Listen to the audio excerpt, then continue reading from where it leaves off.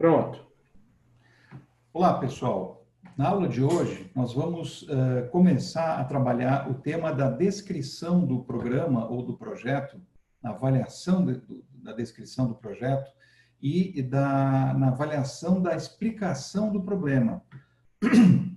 Por que é importante isso? Porque na avaliação ex post, ou seja, na avaliação do que aconteceu na execução do projeto, é importante que o avaliador tenha consciência de qual foi a explicação que o responsável pela execução do projeto ou pela execução do programa fez antes de executar o programa em relação ao que aconteceu. Porque essa explicação pode dizer muito dos problemas que aconteceram, dos problemas que influenciaram os erros do projeto, os erros do programa, as lições aprendidas em relação a isso, né? Então, o primeiro diagrama que eu queria mostrar para vocês, que vocês estão vendo na tela, é um diagrama que sai do guia, né? Do guia de avaliação ex post, e ele traz praticamente para a gente toda a estrutura do guia, né? Toda a, digamos assim, de forma esquemática, a estrutura do guia. Ele começa aqui na aba inicial com toda a configuração do modelo lógico, né, da estrutura central. Então, todo ordenamento lógico de uma política pública, de um projeto, está aqui, né? Ele começa com o problema, que demanda a organização de insumos, que vão sofrer os processos típicos da gestão pública. Esses processos vão gerar produtos específicos, esses produtos vão produzir, né, resultados, esses resultados vão atuar sobre um contexto real, né, sobre a sociedade, gerando impactos, e esses impactos vão ser passíveis de uma análise custo-benefício e de eficiência para que se conclua sobre a validade ou não de determinada política pública. Então, aqui está resumido. O guia, ele se estrutura em relação a esses conceitos, né? Então, por exemplo, em relação ao problema, o que ele propõe? Ele propõe uma análise do diagnóstico do problema, pertinência da política em face às mudanças na conjuntura ou análise crítica que verifique o diagnóstico anterior, se o diagnóstico anterior estava realmente correto e adequado. Então, é isso que a gente vai fazer na aula de hoje. A gente vai tentar trabalhar com essa ideia de que nós precisamos entender qual era o problema que aquela política, que aquele projeto estava querendo enfrentar, para saber se de fato ele foi efetivo ou não. Se nós não entendermos o problema que o projeto queria resolver, nós não vamos saber se ele foi eficaz ou não, se ele resolveu ou não o problema que ele estava se propondo a resolver, né? Então, o primeiro passo é isso aqui. E assim por diante, né? Então, por exemplo, quando trabalha essa questão de insumos, processos e produtos, é exatamente a avaliação de implementação, né? A avaliação que procura analisar essas questões. E aqui o guia vai trazer dois exemplos. Ele vai analisar o Programa de Aquisição de Alimentos, o PAA, aquele programa que trabalha com o fornecimento de alimentos para as escolas, né? E a Lei de Informática. São dois exemplos que o guia traz. Lei de Informática, inclusive, que ganhou há poucas semanas, há poucos dias, aliás, uma nova regulamentação legal, né? Em função daquela discussão que a OMC teve, obrigando o Brasil a revisar os benefícios fiscais para a área de informática. Então, são dois exemplos que o guia traz para analisar essa relação, insumos, processos e produtos. Já essa outra relação, produtos e impactos, o guia vai trazer isso aqui, ó, avaliação de resultados. Se os indicadores estão em linha com as metas e pesquisas quantitativas, como as de satisfação dos usuários. E o exemplo que o guia vai trazer, muito interessante, é o Minha Casa Minha Vida. É um programa importante, complexo, extenso, né? Que vai ser usado para entender essa relação entre resultados e impactos. E também a avaliação de impacto, que mensura o efeito causal da política, apresentando critérios mínimos para avaliação de impacto. Exemplos práticos de acordo com o método adotado. E aqui vai ter, então, uma avaliação do desenho, o exemplo que eles vão adotar no guia para ilustrar essa relação de impacto é o FIES, aquele programa de financiamento acesso ao ensino superior, e também aqui vai entrar uma análise de governança, né, uma avaliação das estruturas de governança, que o guia vai entender como uma análise de estruturas, de funções e processos, tradições organizacionais para garantir que a política seja executada adequadamente. E, finalmente, na análise de custo-benefício, o guia vai trazer uma avaliação de retorno econômico e social, mensurando os custos, a relação custo-benefício da política, e o exemplo prático vai ser o FIES, que vai mensurar, então, a eficiência técnica da política descentralizada, também usando exemplos da área de saúde, alta e média complexidade, e também exemplo da educação, pegando aí os exemplos da educação básica e do ensino superior. Então, vocês vejam que o guia, ele foi bem construído, né? Ele tem toda uma lógica baseada no próprio modelo lógico, cheio de exemplos, né? Cheio de casos ilustrativos que tornam ele bastante didático, né? Bastante fácil de entender. Aqui estão as capas dos dois guias, né? Vocês podem acessar tranquilamente na internet. Então, vamos lá. Essa avaliação executiva, que o próprio guia diz que é uma avaliação rápida, que pode ser feita de 3 a 4, 5 meses, é uma avaliação que nem sempre resolve. Então, o guia diz o seguinte: o gestor faz a avaliação executiva ex post, e na avaliação executiva, ele tem que responder a pergunta se ela é suficiente para a tomada de decisão ou não. Se ela não for suficiente, então, ele vai ter que sugerir uma avaliação mais profunda, contratar bases de dados, ou fazer pesquisas para ter fontes primárias, levantar dados primários, né? Uma coisa mais extensa e mais complexa. Mas, a princípio, a avaliação executiva, o que o guia conceitua? É um relatório informativo sobre uma intervenção política ou programa governamental destinado ao tomador de decisão, orientado por perguntas avaliativas que permitam uma apreciação, isso aqui é fundamental, rápida da intervenção, e que identifique aspectos a serem aprimorados ou melhor investigados. Então, muitas vezes as pessoas perguntam, o guia dá conta de tudo? Não, o guia não dá conta de tudo. Ele é uma avaliação inicial, por isso que o nome diz, é uma avaliação executiva.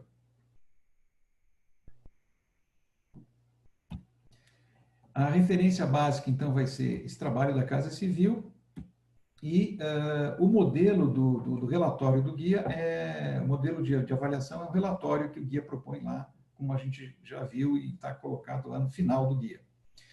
Lembrando que as etapas do guia, elas não são lineares, ou seja, a gente pode combinar etapas. O passo 1 é descrição da política, então a gente sempre vai fazer a avaliação ex post, descrevendo o que é a política, como é que ela é formada, como é que ela foi desenhada, se tem decreto, se tem base legal, quem participou da sua elaboração, quais foram os passos, as fases, que tipo de diagnóstico foi feito, que é a fase 2. A fase 3 é o desenho da política, ou seja, os instrumentos, basicamente os instrumentos, as ferramentas, né, as estratégias que a política organizou para ser executada. A fase 4 do guia ex post é a análise de implementação, então, como a política foi executada. O passo 5 é o estudo da governança, como é que a política foi gerenciada. O passo 6 é a análise de resultados. O passo 7, de impactos, que tipo de benefício ou não ela gerou no público-alvo.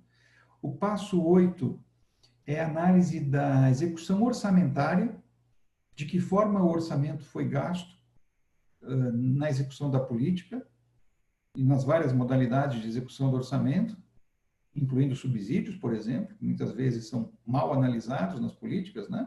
Que não são fáceis de identificar. O passo 9 é uma análise de eficiência e economicidade, é quase que uma continuação do passo 8. A rigor, a gente podia até fundir o 8 e o 9 num único passo, numa única fase.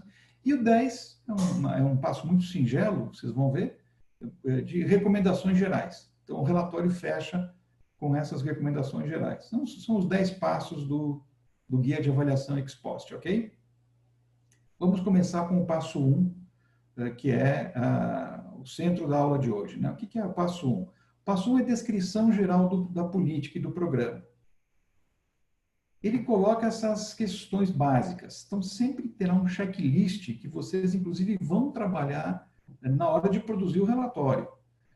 Qual é o nome e a finalidade da política? Quando a política foi instituída? Se a política é uma sucessão, ou seja, é legado, é a continuidade, ou é a consolidação de políticas anteriores? Se ela é o legado de políticas anteriores, informar quais são as políticas originárias, né? Quais são as políticas tradicionais, o tronco, né? A origem da política que vocês estão estudando, quais são as normas que definem a política, quer dizer, quais são as regras, as normas legais, os regulamentos, quais são as instituições públicas e privadas que participaram da execução da política, nomear, né? Classificar, descrever, elencar, quais são as abrangências territoriais, como é que essa política acontece no território, né? Geograficamente falando. Então, isso é importante. A descrição do programa, ela é sempre um elemento central, né? Então, a gente tem que dizer qual é o problema que o projeto, que o programa queria resolver, explicar esse programa, esse problema, as causas, os sintomas, as consequências, justificar a escolha desse problema. Nós temos que entender por que o gestor escolheu esse problema. Por que o gestor justificou a escolha desse problema? Quais são os objetivos que a política se propôs a resolver? Quais são as metas que esses objetivos estavam vinculados, né? Quais foram os públicos ou o público-alvo que a política se propôs a atingir? Que tipo de instrumentos tecnológicos, políticos, institucionais, regulatórios, institucionais, a política utilizou, organizou, sistematizou, mobilizou para atingir os seus resultados? Quais foram as áreas de atuação? Qual era a abrangência da política? Federal, nacional, regional, federativa? Quais foram os principais fatores de contexto políticos, econômicos, sociais? Qual foi a estratégia de implementação? Primeiro o governo fez isso, depois fez aquilo, em sequência fez isso, os fatos se encadearam da seguinte forma: qual foi o prazo de execução? E que recursos estavam previstos? É uma espécie de anamnese, né? Aquilo que os médicos fazem com os pacientes. Entender a situação contextual da política que a gente está analisando. Esse é o primeiro passo. E quando a gente trabalha com diagnóstico, para entender o que é uma política pública, a primeira questão é essa, né? Levantar informações, conhecer o programa, conhecer a política, conhecer o contexto, conhecer a equipe gerencial do programa, conversar com as pessoas que foram responsáveis pelo desenho, pela implementação, pela gestão do programa, fazer entrevistas, coletar informações, sistematizar essas informações. E aqui, infelizmente, a gente tem um grande problema. A maioria das nossas políticas públicas nacionais são pessimamente documentadas. Os arquivos são incompletos, dependem muito mais, às vezes, da boa vontade de um gestor comprometido com os resultados da política e do processo de organização dos dados do que de uma cultura sistemática de organização da informação. Então, sempre é um momento muito difícil, né, organizar as informações.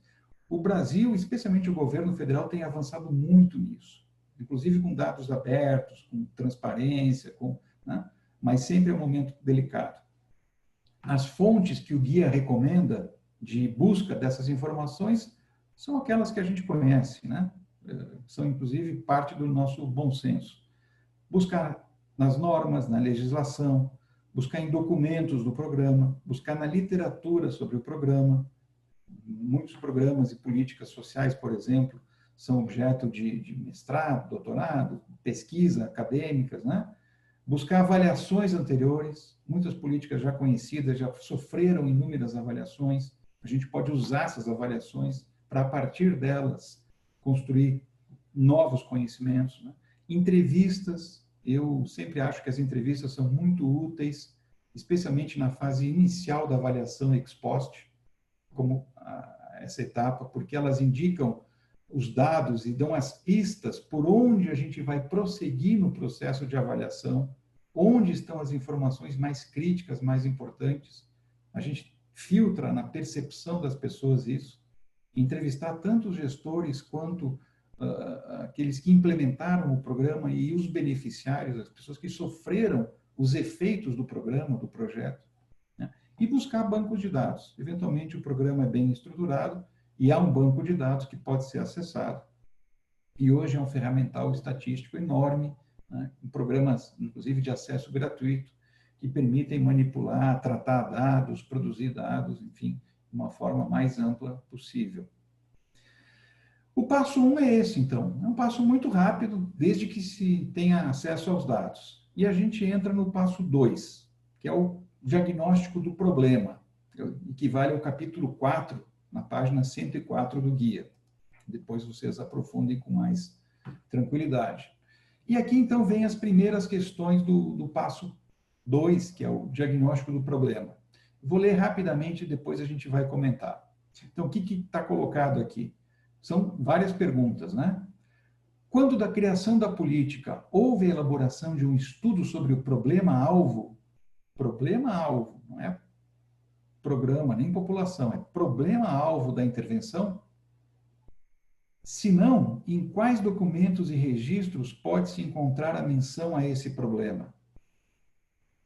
E é claro, vocês vão constatar, e vocês já sabem, pela experiência de gestores que são, que a maioria das nossas políticas públicas nacionais não tem a clareza de problemas bem explicados, de problemas bem analisados na origem delas, né? Isso se fez ao longo do tempo, de uma forma imperfeita, muito amadora, quase artesanal, né? E isso explica, inclusive, muitos problemas dessas políticas, né? De execução, de implementação, de design. Identifique o problema e as causas em que a política que está sendo avaliada visa interferir.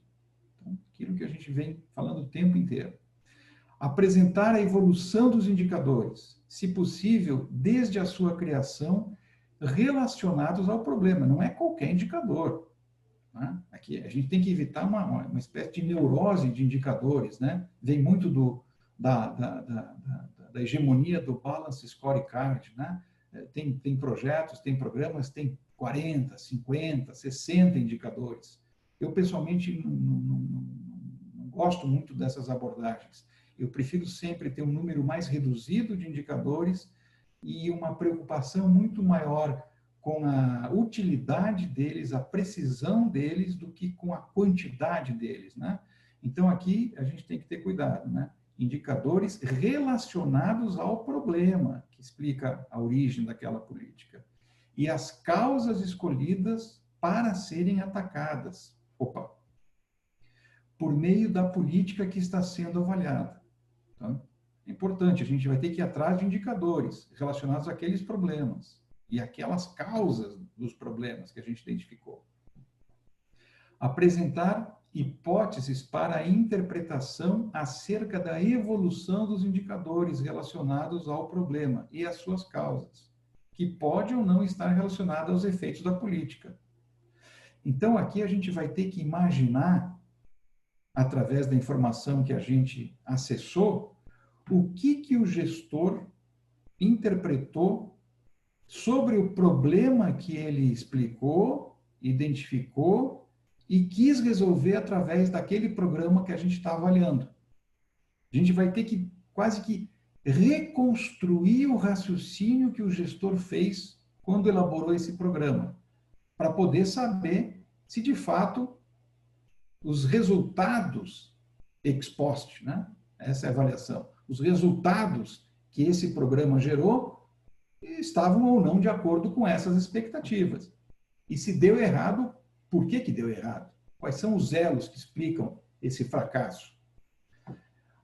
apresentar se há outras ações no âmbito do ministério ou da instituição, né, ou de outros ministérios que também se destinam à resolução do mesmo problema. Então, isso é importante. Muitas vezes, como o governo e os governos em geral têm problemas estruturais de coordenação, né?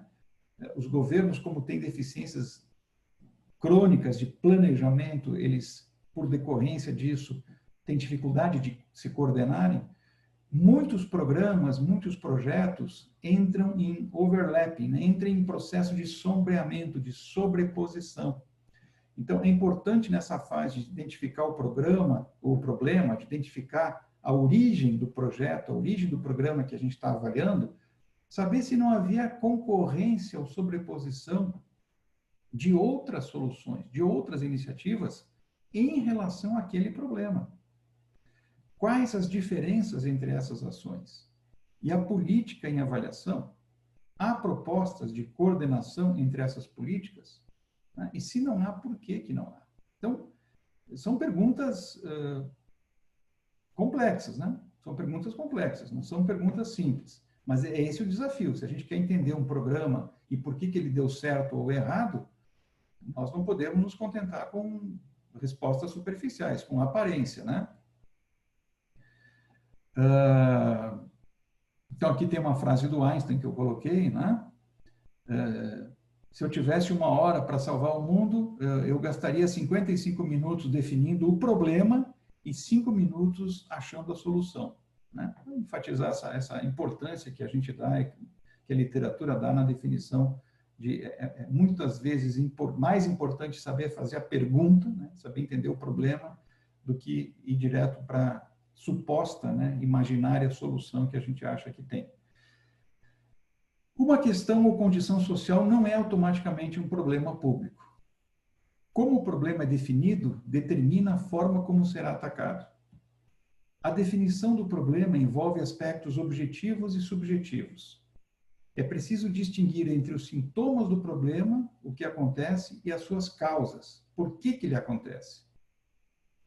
Resolver ou mitigar um problema exige conhecer as suas causas. Só chamar atenção para uma ou duas coisas aqui. No mundo da administração pública, no dia a dia, a gente está cansado de ver um monte de projetos, de soluções em busca de problemas. As pessoas defendem, os grupos sociais defendem por pressões, por luta, por competição política, institucional, uma série de projetos, sem saber direito para que eles servem, quais problemas eles vão resolver. Isso é mais um motivo por que é importante, primeiro, saber entender o problema e depois analisar o projeto que está vinculado ou não à solução daquele problema. E isso é fundamental, essa frase aqui. Como o problema é definido, como essa definição ocorre, isso vai influenciar como é que a política vai ser desenhada e como é que ela vai ser implementada. Porque se eu escolho, por exemplo, naquele problema lá da farmácia popular, aquele conjunto de causas vinculada à logística de distribuição de medicamentos, eu vou ter um tipo de projeto, de programa, com um tipo de design, de implementação. Se eu escolho aquele conjunto de causas vinculadas à baixa renda das famílias mais vulneráveis para acessar medicamentos de baixo custo, eu vou ter outro programa, eu vou ter outra estratégia, eu vou ter outros instrumentos. Então, o modo como um problema é explicado, é entendido, determina como a política vai ser desenhada, como ela vai ser implementada, que instrumentos ela vai mobilizar e, obviamente, que resultados ela vai produzir. E como um problema é explicado, depende do ponto de vista de quem explica. E esse ponto de vista é influenciado por valores, crenças, pelo conhecimento técnico que o gestor tem daquele problema. Por isso que tudo isso é importante, né? Vou pular isso aqui, que é a frase do Einstein, né? Então, aqui o que a gente tem? Que os problemas públicos, né?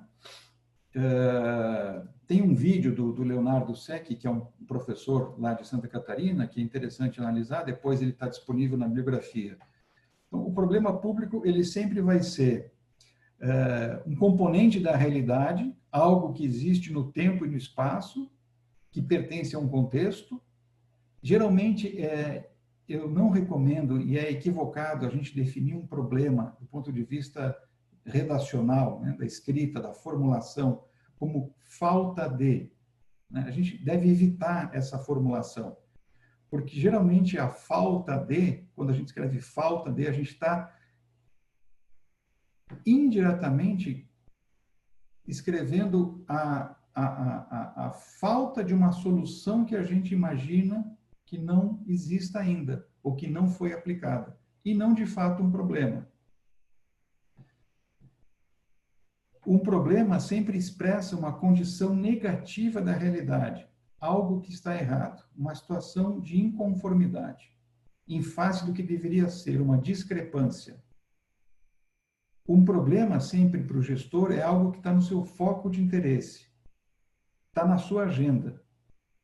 Muito difícil, por exemplo, ou equivocado, que um gestor defina um problema como um tema que está totalmente fora da sua governabilidade, ou da sua área de competência, ou de jurisdição, ou de abrangência institucional.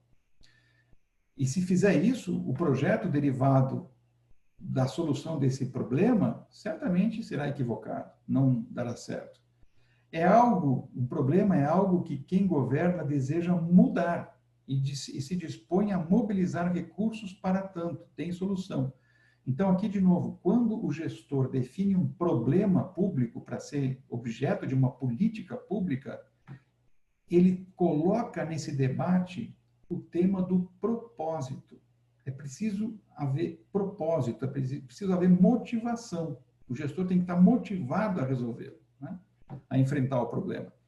Existem elementos genéricos que devem fazer parte da definição e da estruturação do problema. Então, ele tem que ser formulado, tem que ser descrito, tem que ser explicado. Problemas exigem análise para sua compreensão e enfrentamento. Representação por modelos. Porque a árvore do problema, que é a figura geométrica, né, a figura, o desenho que a gente representa para explicar um problema, é um modelo, é uma simplificação brutal da realidade. Mas é o modelo que a gente tem. Caso contrário, nós não conseguiríamos didaticamente trabalhar para desenhar a política e poder fazer análise ex post. Então, sempre o problema vai ser essa relação entre uma situação indesejada e uma situação desejada, né? Nós temos aqui uma série de fontes de informação para análise do diagnóstico, né? O centro do diagnóstico é exatamente a definição de um problema, né? Uma série de perguntas. Qual é a importância do problema na realidade atual? Esse continua demandando a intervenção do Estado? Quais são as causas do problema? Como as diferentes causas determinam ou determinam? Qual é o peso de cada causa em sua caracterização? As causas atacadas pela política permanecem válidas e determinam e são determinantes para o problema? Quais necessidades foram atendidas pela política ao atacar esse problema e quais não foram? Qual a sua abrangência atual? Quais regiões são mais afetadas? Onde o problema é mais intenso? Quais os grupos ou indivíduos mais afetados? Há legislação ou acordos internacionais relacionados ao problema em questão? E um conjunto de fontes possíveis de informação. Então, vocês vejam que a identificação, a descrição e a explicação de um problema público exige uma série de perguntas, né? Uma série de perguntas que precisam ser respondidas, né? Então, perguntas básicas para a gente fazer quando define um problema público. De qual problema estamos falando? Formulação. Como ele se manifesta na realidade? É preciso saber quais são os sintomas desse problema, que a gente chama de descritores. A gente pode ter, inclusive, indicadores sobre esses descritores, né? Por exemplo, se eu digo o seguinte problema: as populações de baixa renda nas periferias dos grandes centros urbanos vivem em condições de moradia, precárias de moradia. Qual é o descritor desse problema? Um conjunto, por exemplo, de doenças associadas à moradia precária, um conjunto de indicadores ligados ao subemprego associados à moradia, um conjunto de indicadores ligados à qualidade de vida, ligadas à moradia precária. Esses são os sintomas. Mas eu tenho que diferenciar sintomas de causas e de consequências. Quais são as causas, a explicação sobre as quais eu vou construir a minha política pública? Eu vou agir. Com quais objetivos? Quais são as consequências de não agir? Isso é importante na hora de explicar o problema, porque o não agir também é uma possibilidade, é uma opção. Por que, para que, e para quem intervir? A definição de público-alvo é também um tema que está associado à discussão de problema, né? Que aparece quando a gente discute problema.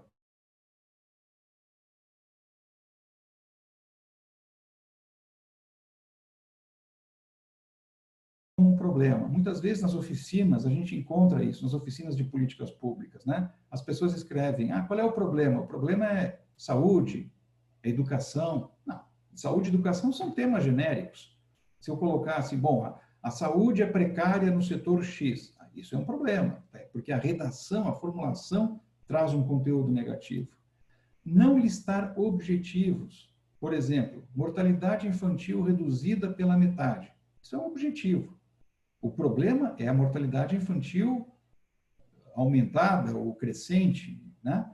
Ou ações a serem executadas. Muitas vezes, a nossa falta de hábito mental de trabalhar e explicar problemas nos prega essas armadilhas, né, cognitivas. A gente coloca a redação uma ação que tem que ser feita e não o problema que essa ação supostamente vai resolver. Não se reportar a própria política em implementação. Se eu estou trabalhando com problemas na área da educação, é equivocado redigir o problema como um programa que já existe na área da educação como um problema. Na verdade, o problema é o que teoricamente, aquele programa deveria resolver, ou deveria ter sido formulado, né, para resolver. Um problema de origem social não é ausência de solução ou uma solução ineficaz. Então, é aquela questão de não usar a formulação falta de, né? Evitar essa expressão falta de, porque geralmente falta de é a ausência de uma solução e não realmente o problema que se quer, né? Um problema bem formulado não pode ser a falta de uma solução pré-concebida. Então, aqui são alguns exemplos, né? Falta de ônibus escolar é uma solução pré-concebida. Porque eu talvez imagine que para aquele problema o ônibus escolar seja a solução. Mas o problema real é esse. Crianças da área rural, da região X, não frequentam a escola. Será que elas não frequentam a escola porque não tem ônibus? Ou eu imaginei isso? Então, são questões que têm que ser resolvidas, né? Porque eu posso ter vários motivos para a criança não frequentar a escola. Eu posso ter a crença nos pais, na irrelevância do currículo. Eu posso ter que as crianças trabalham e o custo de oportunidade para frequentar a escola é alto, é melhor para a família que elas continuem trabalhando e ajudando na renda familiar. A educação pode ser de baixa qualidade, que funciona como um fator desmotivador. Os pais não deixam a criança ir à escola, ou as crianças têm uma dificuldade de acesso à escola. A existência de ônibus não resolve todas essas causas aqui, talvez uma só. Então, é importante explicar bem o problema antes de definir as soluções, né? As crianças têm dificuldade de acesso à escola, porque a escola não oferece todos os anos escolares, porque não existem vaga, ou porque as exigências burocráticas da escola não conseguem ser atendidas pelos pais. Os pais não podem pagar o custo da taxa escolar, pode ser uma causa relevante para dificuldade de acesso, e as crianças não conseguem chegar à escola. Então, tem várias causas desse problema, né? A gente tem que perguntar várias vezes. Então, tem até uma dica de perguntar vários porquês. Por que acontece isso? Porquê do porquê? Porquê do porquê? E assim por diante, né? Exemplo de problemas mal formulados. Falta de condições de trabalho, normas das escolas, material didático, condições. Formular o problema desse jeito, o problema central não deve ser definido a partir do que está faltando na situação alvo. Por exemplo, ausência de incentivos para a produção automobilística. Isso não é o problema, né? Isso pode ser apenas uma pequena parte do processo para resolvê-lo ou mitigá-lo. Assim, é possível que leve a uma avaliação equivocada. Exemplo de problemas melhor formulados, ou seja, com uma redação mais adequada, no sentido que a gente vem falando aqui, que o guia Expost coloca. Há cerca de 11 milhões de pessoas com 15 anos ou mais analfabetas no Brasil. Tá claro, vamos explicar esse problema, vamos definir suas causas, consequências, sintomas. Cerca de 450 mil crianças de 4 a 5 anos estão fora da escola. Também é um problema concreto, real, não é imaginário, tem números, inclusive. Há cerca de 13,4 milhões de desempregados, pouco menos, pouco mais, são hipóteses, né? Problemas na avaliação ex post de políticas públicas. Como é que a gente descreve esses problemas, né? Como o problema se manifesta na realidade? Quais as evidências da existência do problema? Como eu posso demonstrar a existência ou a evolução do problema? Quais são os dados indicadores que eu tenho? Né? Lembrando sempre que esses dados podem ser territorializados, esses dados têm que ser pactuados, né? Tem que ter método para calculá-los, tem que ter linha de base, né? Tem que ter metas associadas a esses indicadores. A explicação do problema. O que causa o problema?